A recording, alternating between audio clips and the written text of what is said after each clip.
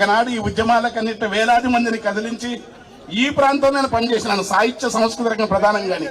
ఇక్కడనే మనము ఛాయ తాగితే గ్లాసులు మైలబడి పోతాయంట, మనము మొక్కితే దేవుడు మహిమ పోతాయంట, మనము గుళ్ళె కడుగు పెడితే గుడినే వెలివేస్తారంట.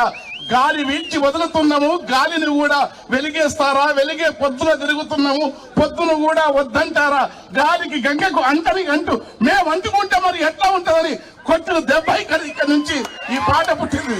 ప్రపంచవ్యాప్తంగా మేము తల వంచితే గర్వం అంట, తల వంచితే వినయం అంట, తల ఎత్తితే గర్వం అంట, తెల్ల బట్ట గడితే నేరం, తెలివే మన పాలిడ శాపం అని రకరకాల ఉద్యమాలకు నేపథ్యమైన ఈ ప్రాంతం నుంచి అన్నగారి చలవతోనే నేను ప్రజా ఉద్యమాల కవిత్వం నుంచి వచ్చిన కేటీఆర్ అన్న చలవతోనే ఇక్కడ పెద్దలందరూ సీనన్న వీళ్ళందరూ చలవతోనే ఎమ్మెల్సీ వచ్చినని మీ ప్రాంతపు మనిషిని ఈ ఊర్లో నా ఇల్లు ఉంది, ప్లాట్ ఉంది.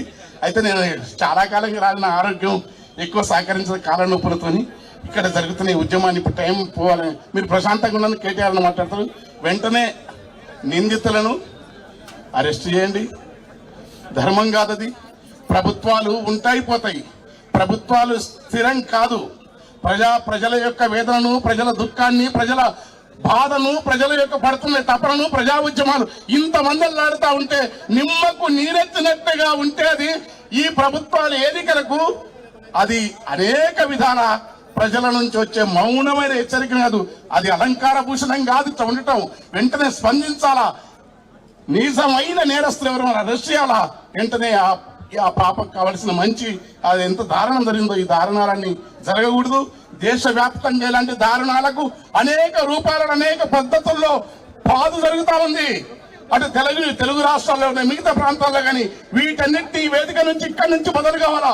ఒక మహోన్నతమైనది ఇక్కడ కులాల సమస్య కాదు, మానవ ప్రవృత్తిలోని ఆధిపత్యము, అధికారం, వెరిసిన బలోన్మత్తమైన అహంకార పూరిత స్వభావం ఈ దేశంలో తరతరాలున్న వ్యవస్థ ఒక మనిషిని తక్కువ చూస్తే ఈ వ్యవస్థ కూకటి వల్లతో ప్రకటించవన్న మహాసింహ అంబేద్కర్ ఆలోచన మేరకు ఒక మహోన్నతమైన మానవీయ సమాజాన్ని లేకుండా చేసే కుట్రలో భాగంగా జరిగే ఈ ఘటనలు ఖచ్చితంగా మనం సీరియస్ గా ఎదిరించాలా.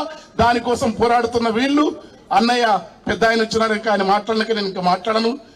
జై భీమ్, జై తెలంగాణ. Thank you.